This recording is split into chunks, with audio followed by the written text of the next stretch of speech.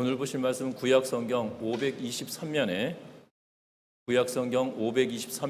열왕기상 7장 40절부터 51절 말씀까지를 제가 한 절 읽고 여러분들 한 절 읽고 교도하며 읽도록 하겠습니다.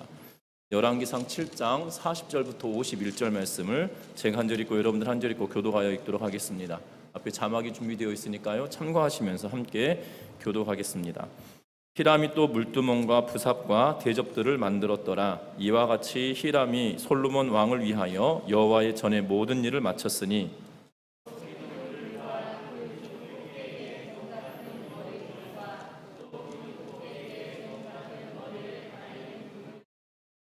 또 그 그물들을 위하여 만든 바 매 그물에 두 줄씩으로 기둥 위에 공 같은 두 머리를 가리게 한 석류 400개와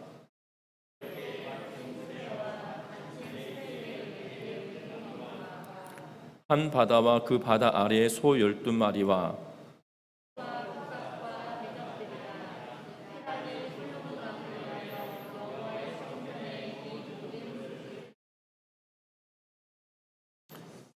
왕이 요단 평지에서 숫꽃과 사르단 사이에 찾은 흙에 그것들을 부어 내었더라.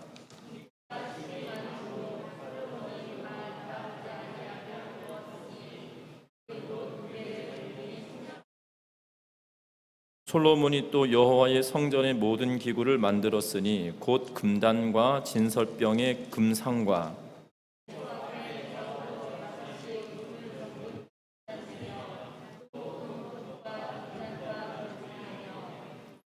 또 정금 대접과 불집게와 주발과 숟가락과 불을 옮기는 그릇이며 또 내소 곧 지성소의 문의 금돌적이와 성전 곧 외소문의 금돌적이더라. 솔로몬 왕이 여호와의 전을 위하여 만드는 모든 것을 마칩니다. 이에 솔로몬이 그 진 타이스 드린 물건은 곧 은과 금과 기구를 가져다가 여호와의 전 곳간에 뒀더라. 아멘. 아멘. 우리 서로 인사 나누고 말씀 나누겠습니다. 사랑하고 축복합니다. 저는 대하 드라마를 참 좋아합니다. 최근에 대하 드라마가 이 태종에 관한 이야기를 하고 있다가 낙마 사건으로 인하여서 말이 죽는 그런 사고가 나서 굉장히 이슈가 되었고, 그리고 말이 죽음으로 인해서 이 드라마를 폐지해야 되니 많이 하면서 굉장히 시끄러웠던 적이 있었습니다. 뿐만 아닙니다. 2008년도에 이 세종대왕이라고 하는 드라마가 있었는데요. 이 86부작으로 주말만 방영되었던 것인데요. 1회부터 10회까지 약 20% 이상 되는 시청률을 기록하면서 많은 사람들에게 회자되었습니다. 특별히 세종에 관한 이야기들을 보면 최근이 아니죠, 몇 년 되었죠. 몇 년 전에 뿌리 깊은 나무라고 하는 드라마를 통해서 세종대왕이 한글을 만들어가는 과정과 또한 그것에 얽힌 이야기들을 너무나도 재미있게 풀어냈던 것을 기억합니다. 세종대왕은 조선시대의 가장 위대한 왕이다라고 여겨지고, 특별히 현대를 살아가는 우리들에게 있어서만큼은 세종대왕의 고마움을 정말 잊을래야 잊을 수 없는 것 같습니다. 왜냐하면 디지털 시대라고 불려지는 지금의 이 한글이 얼마나 우수하고 놀라운지, 우리가 성경을 읽을 때도 이 한자어 성경이 이제 한문 성경을 보면 와, 아는 글씨가 없는 거예요. 저는 한자 세대가 아니라 제가 초등학교 5학년, 6학년 때 생활 한자 1800자 이러면서 막 외우기 시켰거든요. 더 어렸을 때 시켰어야 되는데 5학년, 6학년 때 그걸 시키니까 이게 눈에 들어오지 않는 거죠. 안 익혀지는 거예요.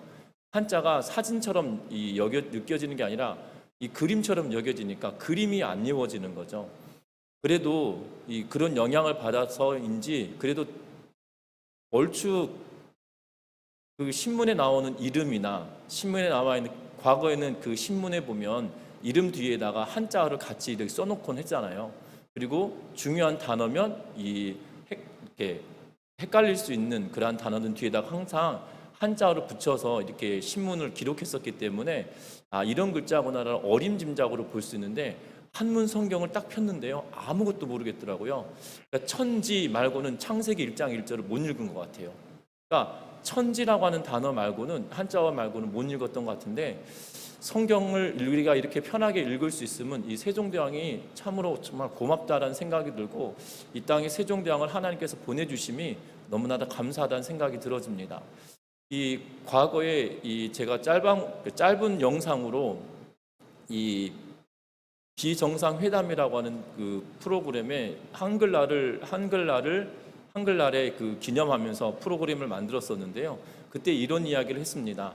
이 한글이 디지털 시대에 가장 최적화되어 있는 언어다라고 하면서 특별히 최근에는 SNS로 문자를 전송하고 또한 받기도 합니다. 그런데 여러분들 기억하십니까? 여러분들도 그렇게 사용하지 않으십니까? 어떻게 사용하냐면 이 알겠어라는 말로 이응 키역하면 오케이 뭐 이렇게 표현하면서 그냥 두자면 모든 것이 해결됩니다.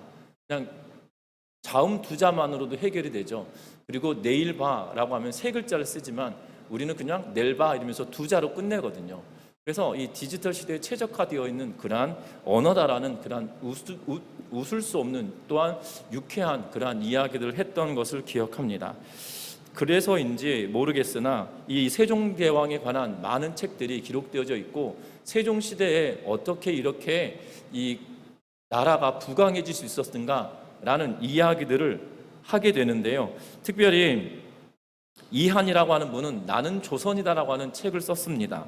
그 책에서는 태평성대를 이루었던 세종대왕과 그리고 그의 신료들에 관한 이야기를 적어낸 책입니다. 그래서 책 제목이 나는 조선이다인데요. 이 책 제목이 굉장히 강렬한 문구로 시작됩니다. 나는 조선이다. 그런데 당시에 어떻게 보면 굉장히 허술했던 그러한 나라가 아니었겠습니까? 여러분들 세종대왕은 태조 이성계 다음에 정종이죠. 그다음에 태조, 그다음에 세종 이렇게 네 번째 왕이기 때문에 나라가 시작된 지 그렇게 신생국가로서 기틀이 온전히 세워지지 않았던 때였음에도 불구하고 나라가 굳건하게 세워졌고 태평성대를 이루었던 그러한 시기를 보게 된다는 겁니다. 그래서 이 책에서는 가장 첫 번째로 이 나는 조선이라고 하는 책에서 태평성대를 이루게 되었던 이유 중에 가장 첫 번째를 뭘로 들고 있냐면 그 책에 이렇게 기록합니다. 세종시대의 정치는 왕이나 누군가의 절대적인 권위를 발휘하지 않았다. 왕권이 약했던 것이 아니라 언제나 왕과 신하들은 저마다의 의견을 제시했고 오랜 논의를 거쳐 그중 가장 좋은 것이 무엇인지를 골라 결정하는 시스템이다.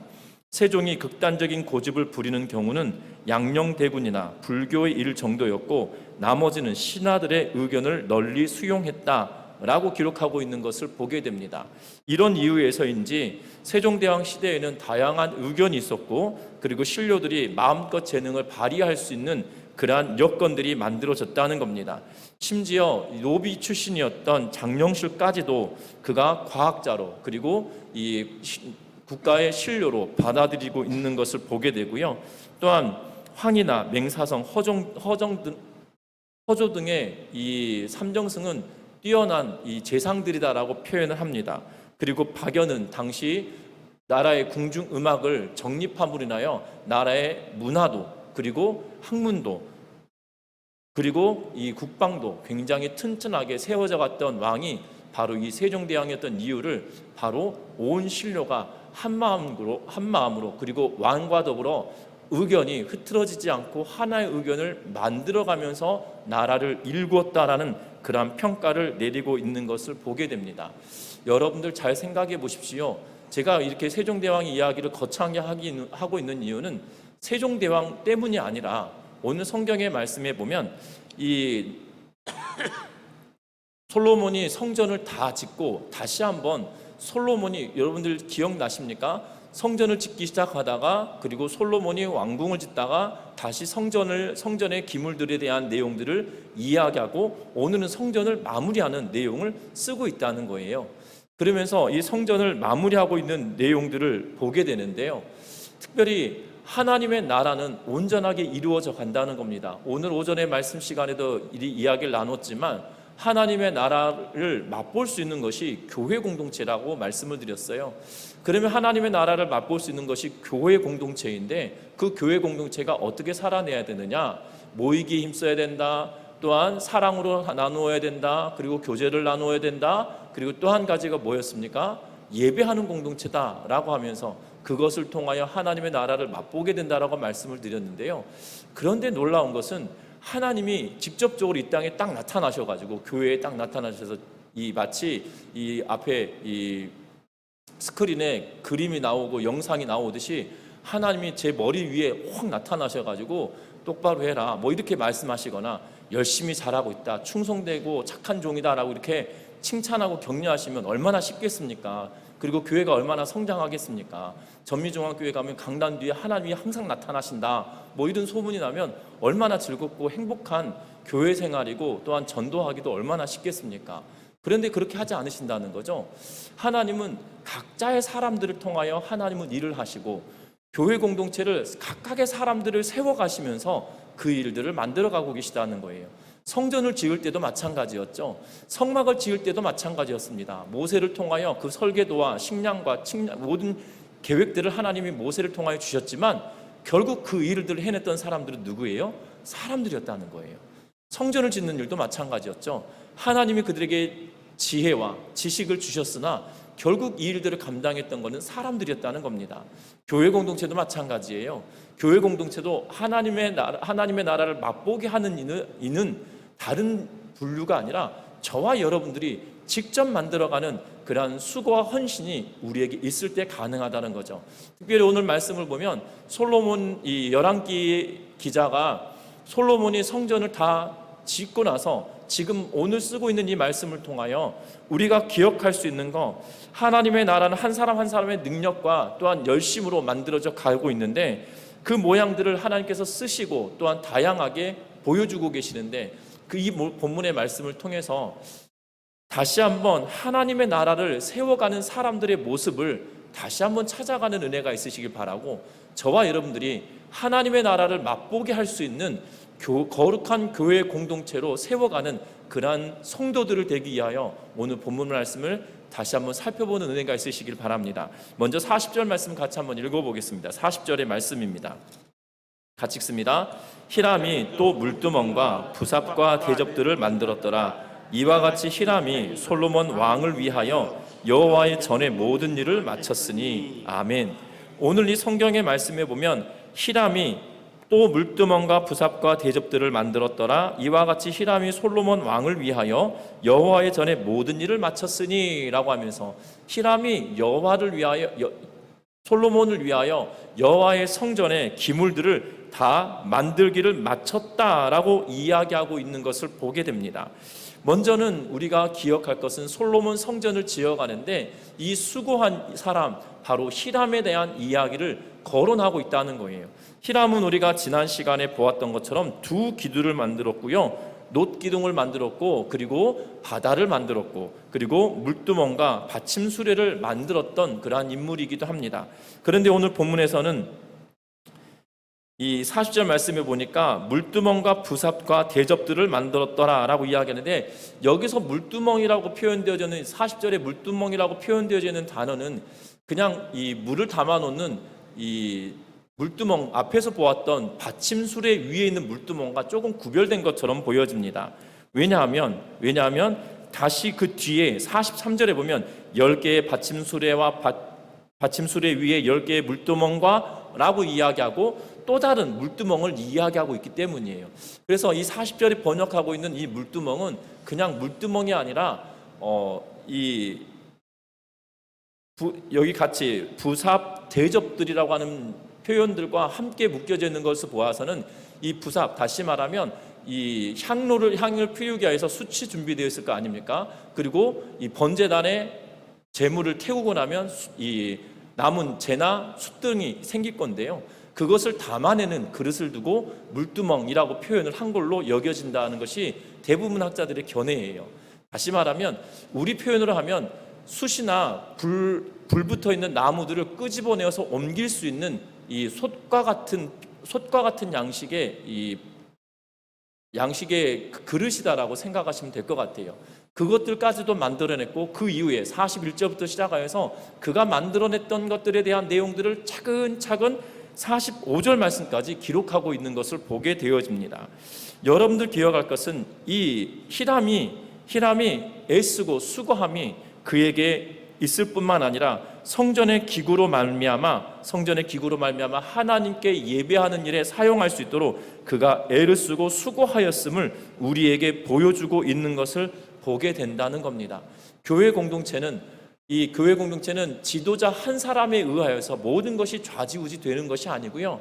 이 히람이라고 하는 사람을 통하여 성전의 기물을 만들고 하나님께 온전하게 예배할 수 있도록 준비되도록 만드는 일들이 그들 가운데 있었음을 말하고 있는 것을 보게 됩니다. 녹가공의 전문가였던 이 히람을 통하여 성전의 기물들이 만들어짐으로 인하여서 성도들이 또한 이스라엘 백성들이 하나님께 예배하기에 불편하지 않도록 만들어가는 그러한 임무를 잘 감당하였고 그 수고와 헌신이 이러한 일들을 이루게 만들었다는 것입니다. 저와 여러분들에게도 마찬가지인 것 같습니다.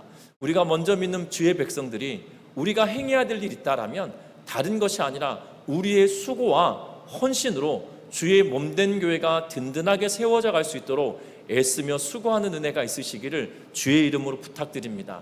히람은 힘들지 않았을까요? 히람도 힘들고 어려운 일이었을 것입니다. 여러분들 이 놋을 기둥으로 만드는 일이 기술자한테는 쉬운 일일 수도 있을 겁니다. 왜냐하면 그 기술을 가지고 있는 사람이기 때문이죠. 그렇다고 해서 기술자가 날로 먹느냐? 그가 아니단 말이에요. 땀과 피와 애쓰고 수고함이 고스란히 묻어져 있는 것이거든요. 여러분들 기억할 것은 그 수고와 헌신이 아름다운 결실을 내었다라고 지금 열왕기 기자는 다시 한번 강조하고 보여주고 있는 거예요. 성전을 다 지었다. 그리고 이 8장에 넘어가면 이제 성전에 채워야 될 가장 중요한 이 언약궤를 성전으로 가져오는 그러한 작업을 하고 있는데요. 다 완공되었음을 나타내고 있어요. 7장을 마무리하면서 다시 한번 거론하면서 히람의 수고가 복되었다. 히람의 수고가 헌신적이었다라고 격려하고 있는 그러한 모습을 보게 된다는 겁니다. 저와 여러분들도 마찬가지로 저와 여러분들의 헌신과 수고가 때로는 힘들고 어려울 수 있으나 하나님이 저와 여러분들의 수고를 통하여 하나님은 교회를 든든히 세워가시고 저희 전미중앙교회 공동체를 든든하게 세워가신다는 것을 확신하면서 수고와 헌신으로 나아가는 은혜가 있으시기를 주의 이름으로 부탁드립니다. 참으로 놀라운 것은 이 열왕기에 기록할 때 이 히람과 함께 수많은 사람들이 일을 했을 거예요. 그렇다고 해서 그 수많은 사람들을 배제하고 히람만 둔 것이 아니라 히람을 대표로 하여서 많은 이들이 그와 함께 수고하고 헌신했음을 보여주는 대표성도 띠고 있다는 걸 기억하면서 우리가 하나님의 나라를 위하여 수고하고 헌신하는 우리 모두가 되시기를 주의 이름으로 부탁드립니다. 뿐만 아닙니다. 오늘 성경 46절과 47절 말씀에 보면 성경은 이렇게 기록합니다. 같이 읽어봅니다. 왕이 요단 평지에서 숫꽃과 사르단 사이에 차진 흙에 그것들을 부어내었더라. 기구가 심히 많으므로 솔로몬이 다 달아보지 아니하고 두었으니 그 논 무게를 능히 측량할 수 없었더라. 아멘. 오늘 이 성경 말씀에 보면 논 무게를 측량할 수 없었음을 이야기하고 있는 것을 보게 됩니다. 특별히 히람이 놋 기구를 제작하는 장소에 대하여 설명하고 있는데요.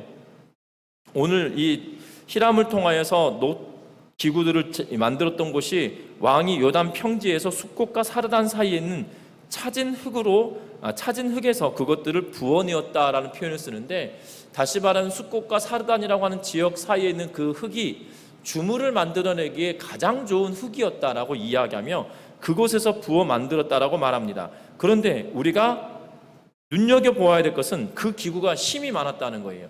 여러분들 놋으로 만들어냈던 이 물건들이 되게 많습니다. 42절부터 보면 41절 말씀부터 보면 두 기둥이죠. 두 기둥의 높이는 9m 이상 되어지는 기둥이었습니다. 그리고 그 기둥 위에 곰과 같은 머리 둘이 있었고요. 그 기둥 꼭대기에 곰과 같은 머리를 가리는 그물이 있었고, 또한 그 그물에 두 줄씩 기둥에 곰 같은 두 머리를 가리게 한 석류 400개가 있었고요. 그리고 기구들을 만드는데 10개의 받침수레 위에 물두멍, 바다, 그리고 바다를 받치고 있는 소 12마리, 사방향으로 버티고 있는 소 12마리와 솥과 부삽과 대접, 그리고 노수로 그릇을 빛난 노수로 만들었던 일들을 이야기하면서 그 개수가 얼마인지, 그 그릇들에 대한 개수가 얼마인지는 알 수 없으나 그 일들을 행했다고 말합니다. 그런데 놋을 썼는데 얼마큼 썼는지를 기술하지 않고 있어요.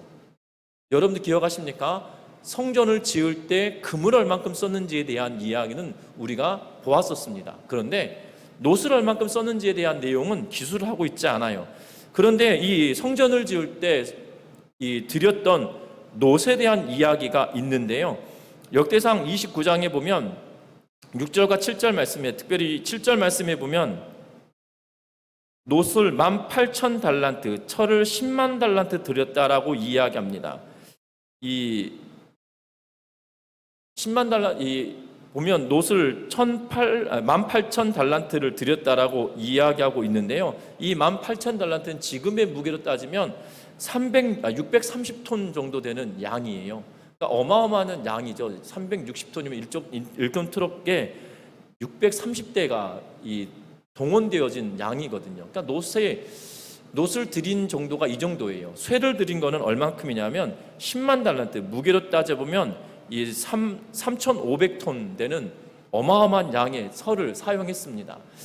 그러니까 사용했다기보다 이걸 드린 거예요. 그런데 오늘 본문에 보면 솔로몬이 그 놋의 양을 얼만큼 사용했는지 알 수 없다는 거예요. 그것을 헤아리지 않았다라고 성경은 이야기하고 있는 것을 보게 되는데, 그만큼이나 금이나 은은 얼마나 사용했는지 그 용도는 알고 있으나 이 놋에는 얼마나 사용했는지 알 수 없을 정도로 사용했다는 거죠.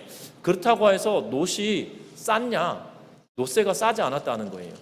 여러분들 이 과거에 대부분 제수나 가정의 이 그릇들은 대부분 이 육이라고 해서 놋그릇을 많이 쓰셨잖아요. 그러면 놋그릇이 과거에는 쌌었나요? 쌌었습니까? 아니었던 것 같거든요. 왜냐하면 저희 집에 놋그릇도 있고 스텐 그릇도 있었는데 그 하루는 놋그릇이 이게 빨리 산화가 되잖아요. 그래서 닦아내기가 되게 불편해 하시던 기억이 나는데, 저는 뭣도 모르고 그 산화돼 새카매지는 그 점점 이 어두워진 색깔을 비치는 그 놋새를 이 엿장수 아저씨한테 팔아먹었다가 한번 굉장히 그 할머니 누구에게 하여튼간에 어렸을 때 이 야단 맞았던 기억이 나거든요. 왜냐하면 그게 귀한 거였던 것 같아요. 근데 분명한 것은 제 기억이 잘못됐을 수도 있습니다. 그게 놋새가 아닐 수도 있는데 하여튼간에 엿받고 먹었다가 한번 된통 혼난 기억이 났던 기억이 납니다. 분명한 것은 이게 지금 현대에 살아가는 우리들도 방자 육이 이 놋새로 만드는 그릇이 지금도 값이 싼 값이 아니에요. 그런데 지금 뭐라고 이야기하냐면 넉넉하게 하나님께 사용하게 있었을 뿐만 아니라 오는 무게를 측량할 수 없을 만큼 사용했다라는 거예요. 그냥 개수하지 않았기 때문이 아니라 어마어마하게 들어가서 그것을 측량하지 않았다라는 표현이거든요. 분명한 것은 저와 여러분들 기억할 것은 이 솔로몬이, 그런데 여기서 주어가 누구냐면 솔로몬이 다 달아보지 아니하고 두었으니라고 표현하고 있어요. 솔로몬은 그거 걱정하지 말고 갖다 써라고 이야기하면서 넉넉하게 사용하라고 독려하고 있었음을 오늘 본문은 이야기하고 있는 것을 보게 됩니다.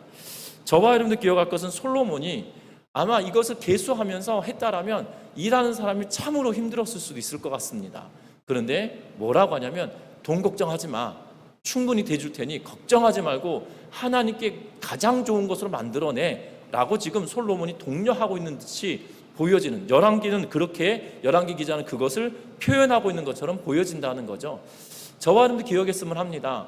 하나님의 나라의 일을 감당할 때는, 하나님의 나라의 일을 감당할 때는 물질이 계수되지 않을 만큼 넉넉한 은혜를 주신다는 거예요. 특별히 솔로몬이 그 일들을 감당해냈다는 거죠. 분명한 것은 저와 여러분들에게도 마찬가지입니다. 하나님의 나라, 특별히 주의 몸된 교회가 든든히 세워져 갈 때 우리는 염려하고 걱정합니다. 왜냐하면 물질을 우리가 드리면서 하나님께서 그것을 통하여 일을 하시기 때문이죠.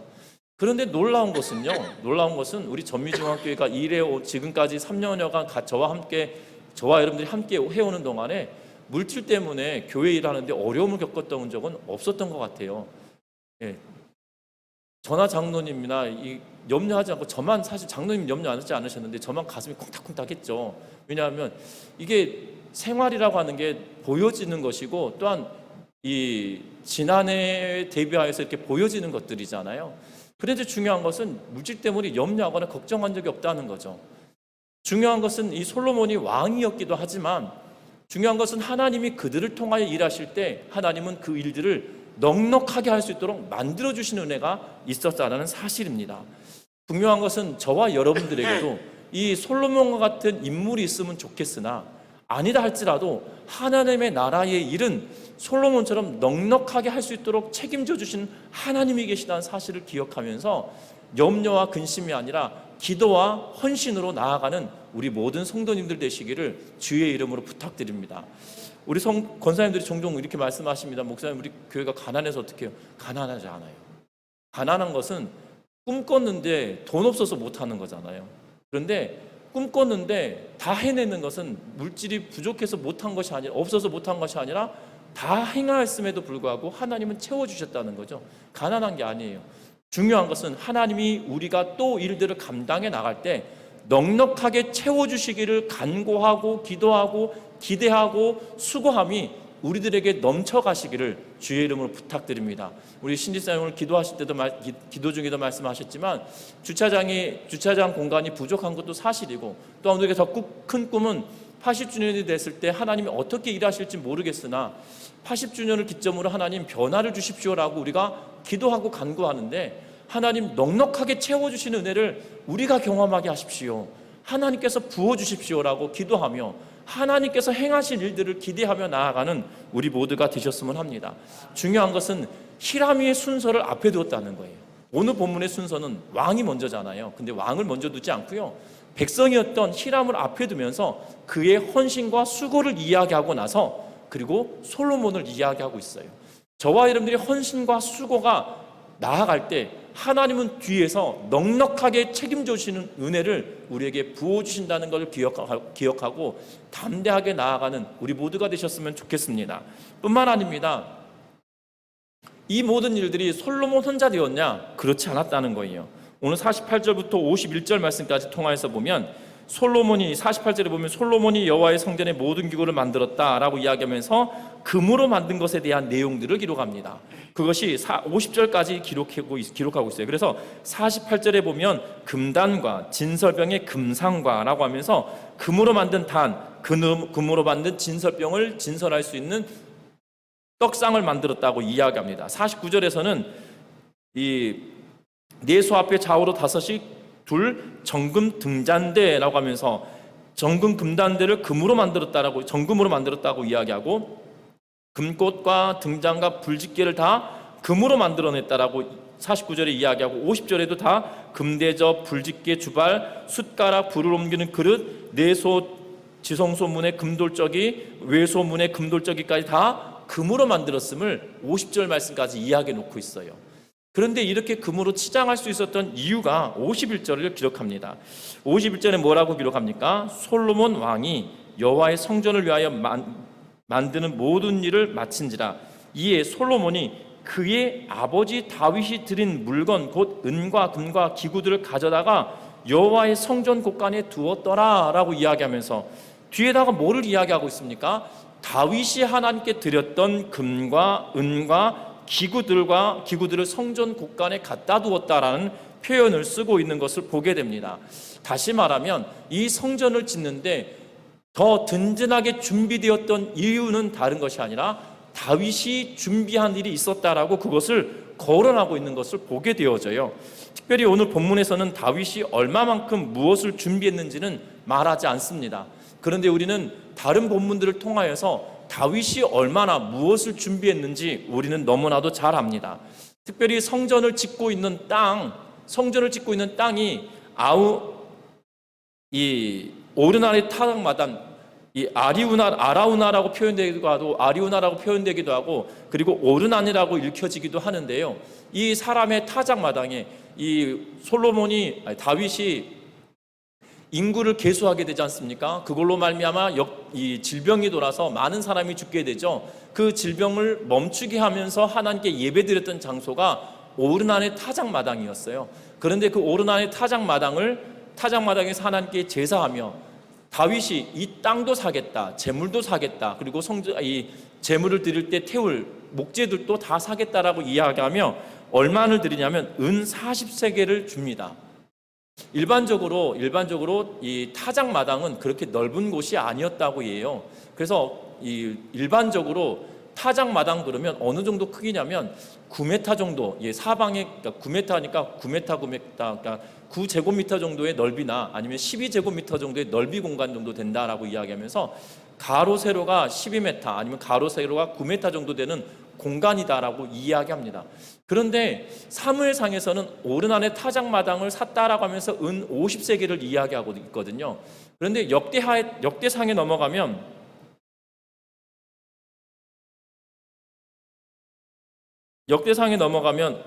뭐라고 이야기하고 있냐면 이 오르난의 타작마당을 역대상 21장 25절에는 뭐라고 이야기하고 있냐면 금 600세겔을 달아주었다라고 표현하고 있어요. 다시 말하면 사무엘에서는 은 50세겔 이렇게 이야기했는데 금 600세겔은 어느 정도 이 차이가 있냐면 180배 정도의 차이가 있어요. 180배의 차이가 있는데 이 학자들은 조금 다른 견해를 읽는데 어떤 분은 이 글을 필사하면서 잘못했을 거다라고 추정하는 분도 계시지만 그것은 아닌 것 같아요. 무엇을 의미하는 게 가장 유력한 학자들의 이야기냐면 뭐라고 이야기하냐면 아마 오르난의 타작마당에 속하여 있는 그 산 통째를 산 값일 거다라고 이야기하고 있어요. 이 오르난의 타작마당에 있던 산은 모리아산인데요. 이 모리아산은 여러분들 기억하십니까? 아브라함이 이삭을 바쳤던 그 산인데 모리아산이 해발 500m 고지예요. 500m 높이에 있는 땅이라고 생각하시면 돼요. 그럼 그 땅의 부동산 가치는 지금으로 생각해도 여러분들 산 중턱에 있는 널찍한 평지 같은 곳인데 그것을 이 마당만 50세겔 주는데 땅을 180배 주고 산 전체를 산 거죠. 부동산 가치로 이 재미난 목사님이 그걸 갔다 오셔가지고 이렇게 뭐라고 그러죠? 글을 남겨놓으신 것을 인터넷상에서 보았는데 이 설교 준비하면서 뭐라고 이야기하시냐면 그 부동산의 가치도 지금으로 따져보아도 그렇게 대단한 가치는 없었을 걸로 보여진다라는 거죠. 그 성에 성전이 생겨지고 도시가 생겼기 때문에 좋은 곳이 되었지만 아무것도 없는 시절 성전이 세워지기 이전에 그 땅은 이 투자 가치가 없을 만한 곳이었을 것 같다라고 이야기하고 있는 걸 보게 되어져요. 성전이 세워지고 성전을 중심으로 이 도시가 형성되어졌기 때문에 가치가 높아진 것이지 그 이전에 고대 사회의 그 예루살렘 성을 생각하면 그 땅은 그렇게 값비싼 땅이 아니었을 걸로 느껴지는데도 불구하고 그 산을 샀다라는 재미난 글을 남겨놓으신 걸 보았는데요. 중요한 건 그렇다는 거죠. 그 산 통째를 사서 다윗이 준비했습니다. 그리고 다윗이 재물도 준비하는데요. 얼마나 준비하고 있냐면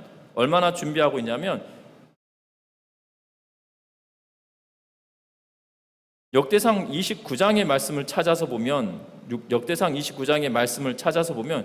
굉장히 많은 것을 준비합니다. 금을 3,000달란트 준비했습니다. 지금의 시가로 따지면 7조 5천억 원 정도 준비를 했고요. 은은 700달란트, 2,450억 정도 되는 가치를 준비해 놓습니다.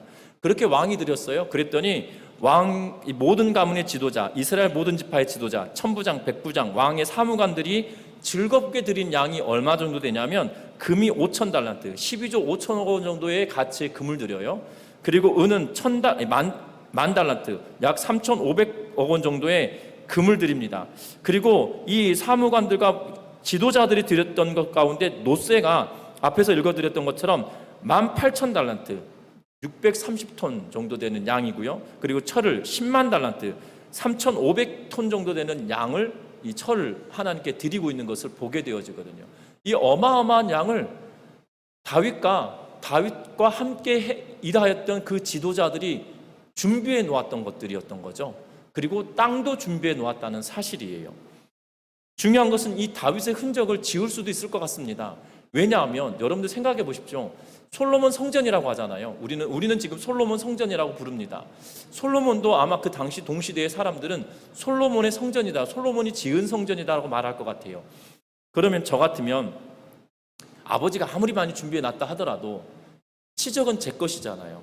그러면 제 이름만 싹 놓을 것 같은데 이 열왕기 기자는 뭐라고 이야기하냐면 다윗이 드린 것을 공개적으로 지금 솔로몬이 성전에다 갖다 넣는데, 그 곳간에 갖다 놓는데 이것을 모든 사람이 알 수 있도록 만들었기 때문에 이 열왕기 기자가 그것을 기록하고 있다는 거죠. 비밀리에 아무도 모르게, 아니 그것이 다 쓰여졌고 아버지가 한 건 없어 라고 한들 누가 알겠습니까? 그런데 열왕기 기자가 이것을 쓰고 있다는 것은 무슨 의미예요? 알게 있다는 거죠. 사람들이 다 아는 이야기였다는 거죠. 그것도 굉장히 짧게 한 구절 싹 씁니다. 그것도 한 구절 51절에 전체를 쓴 것이 아니라 한 귀퉁이의 절반밖에 쓰지 않아요.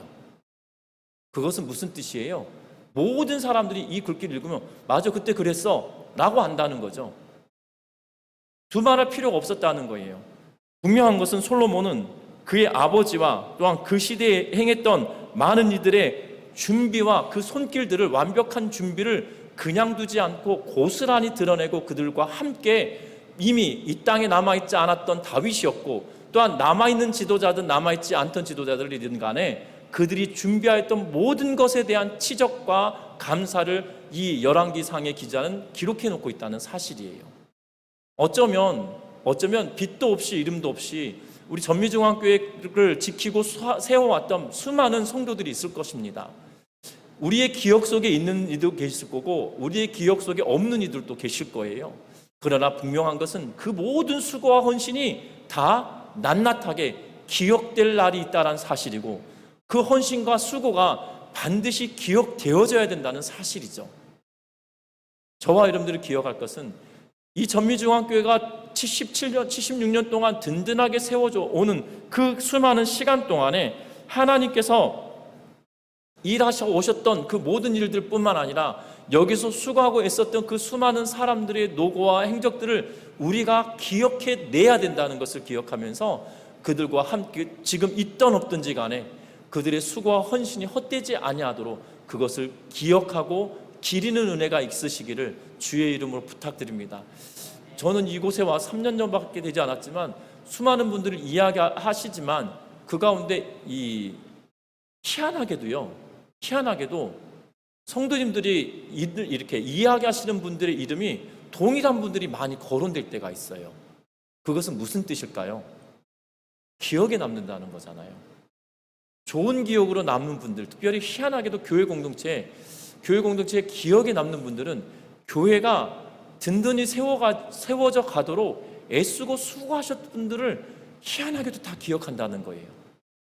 그런 분도 기억할까라는 생각을 하지만 다 기억하고 있다는 거죠. 여러분들 생각해 보십시오. 여러분들이 저에게나 또한 여러분들끼리 이야기하실 때도 참 그때 그분 계셨어 라고 이야기할 때 보면 대부분 공통적인 분들을 이야기하실 때가 참 많다는 거예요. 여러분들, 저와 여러분들도 마찬가지로 다음 세대가 나를 기억할 때 어떻게 기억할 것인지 다시 한번 저와 여러분들의 믿음과 헌신과 수고가 헛되지 아니하도록 우리의 걸음을 헛된 걸음이 되지 않도록 바르고 하나님께서 기뻐하시는 그 길을 걸어갈 수 있는 우리 모두가 되시기를 주의 이름으로 부탁합니다. 희한하게도 후대 사람들은 기억해낸다는 거예요. 다윗도 열왕기를 기록하고 있는 이 열왕기의 기자도 그것을 기억해내고 당연하게 기록하고 있다는 거죠. 다윗이 드렸던 모든 것을 여호와의 전에 곳간에 가져다 드렸다라는 것은 바로 그들과 헌신하였던 그 수많은 사람들의 그 생각과 그것을 고스란히 기억하고 있다는 의미로 우리에게 말하고 있다는 거예요. 기억되어져야 될 분도 기억해야 하고 저와 여러분들이 기억될 만한 사람으로 세워져 갈 수 있도록 저와 여러분들의 걸음을 헛되게 떼는 것이 아니라 온전하고 바르게 뗄 수 있는 은혜가 저와 여러분들에게 있으시기를 주의 이름으로 부탁드립니다. 특별히 효창공원에 가면 백범 김구 기념관이 있습니다. 용산에 가면 이 효창공원에 백범 김구 기념관이 있는데요. 그 기념관을 다 돌고 나오면 맨 마지막에 영상처럼 처리되면서 백범 선생이 하였던 이야기, 특별히 뭐 삼형대사인지 오녀대사인지 그 과거의 이 대사의 이름, 대사가 썼던 말을 인용하면서 김구가 썼다라고 이야기하는데, 이 눈이 올 때 걸음 헛되게 떼지 마라. 너 뒤에 따라오는 네가 너의 발자국을 밟고 그 길을 따라오기 때문에 눈길을 걸을 때 발자국을 헛되게 떼지 말라는 의미의 글을 이렇게 마지막에 영상으로 이렇게 이야기를 하는데요. 저와 여러분들도 마찬가지입니다. 우리의 믿음의 선배들이 우리 전미중앙교회를 든든하게 세울 수 있도록 부단히 애쓰고 수고하였음이 있었어요. 그것을 여러분들 아시고 기억하시잖아요. 그렇다면 저와 여러분들도 그 길을 걸어갈 때 그냥 걷는 것이 아니라 정말 하나님께서 기뻐하실 그 길을 걸어냄으로 인하여서 우리의 후대가 그때 누가 있었어, 그때 참 그분 대단했었지 라는 이야기가 회자될 수 있도록 저와 여러분들이 헌신하고 수고하는 기쁨이 저와 여러분들에게도 있으시기를 주의 이름으로 부탁드립니다. 그래서 오늘 이 성전은 이들에 의하여서 지어져 가고 있다는 거예요. 우리 전미중앙교회도 마찬가지로 이것과 동일한 원리로 든든하게 세워져 가는 그러한 교회 공동체가 되시기를 주의 이름으로 부탁드립니다. 말씀을 맺으려고 합니다. 솔로몬의 성전이 완공되고 모든 기물과 내부 공사가 완공되었습니다. 그 위용도 빛나는 성전은 대단했습니다. 여러분들 놀랍습니다. 성전도 대단하지만 성전 앞에 있던 기물들이 대단해요. 성전의 크기가 여러분들 대략 길이가 30m, 그리고 폭이 10m, 높이가 15m 정도 되는 성전이었어요. 그리고 성전 바로 앞에 물두멍이 있었고, 바다가 있었죠. 바다도 어마어마하게 크다라고 말씀을 드렸잖아요. 이 드럼통 몇백 개가 들어가는 그 큰 양의 물을 담을 수 있는, 그래서 바다라고 표현했다고 그랬어요. 그리고 그 앞에 여러분들 쑥 지나갔는데요. 다른 본문에 보면 이 번제단을 이야기하는데, 번제단 크기가 얼마나 크냐면 가로 세로가 10m예요. 그러니까 성전 폭과 번제단 폭이 똑같아요. 그리고 이것이 직사각형이고 높이가 5m 되는 어마어마한 크기의 노쇠로 만들어진 번제단이 있었거든요. 그러면 이 성전의 밖에서부터 성전을 보면 이 바깥의 성전 바로 앞에 성전 폭과 똑같은 번제단이, 정사각형 10m짜리와 높이가 5m짜리가 되는 번제단이 번쩍번쩍하며 이렇게 눈부시게 보여지는 그러한 위용을 자랑할 만큼 보여진다는 거죠. 여러분들 그 성전을 이렇게 이미지로 생각해 보면 놀라울 것 같아요. 그 큼지막한 번제단이 있고요. 그리고 이쪽에는 큰 바다가 있고요. 12마리 소가 받치고 있는 큰 바다가 있고, 성전 좌우 쪽에 5개씩 해가지고 이 받침수레와 물두멍이 있는 것을 보게 되죠. 그만큼이나 그 성전 주변에 그 크기도 장난 아니게, 쉽게 말하면 대박이죠. 대박. 엄청나게 큰 것들이 위용을 자랑하게 있는 것을 보게 된다는 거예요. 그런데 이 모든 것이, 지금 이 열왕기 기자는 이 모든 것이 솔로몬의 공로가 아니다라고 하며 히람을 앞세우고, 그리고 솔로몬을 이야기하며 솔로몬의 넉넉함을 이야기하고, 그 뒷이어서 준비하였던 그 잊혀져 갈 수 있었던 사람들의 이야기를 꺼내면서 그들의 수고가 헛되지 않았었다라고 이야기하고 있다는 거예요. 교회 공동체도 마찬가지입니다. 헛되지 않습니다. 저와 여러분들의 헌신과 수고가 결단코 헛되지 않는다는 거예요. 작은 헌신처럼 여겨진다 할지라도 그 작은 헌신이 결단코 헛것이 아니다는 것을 기억하면서 저와 여러분들이 이 전미중앙교회가 더욱더 든든히 세워져가는 교회 공동체가 될 수 있도록 나아갈 수 있는 우리 모두가 되시기를 주의 이름으로 부탁드립니다. 기도합니다.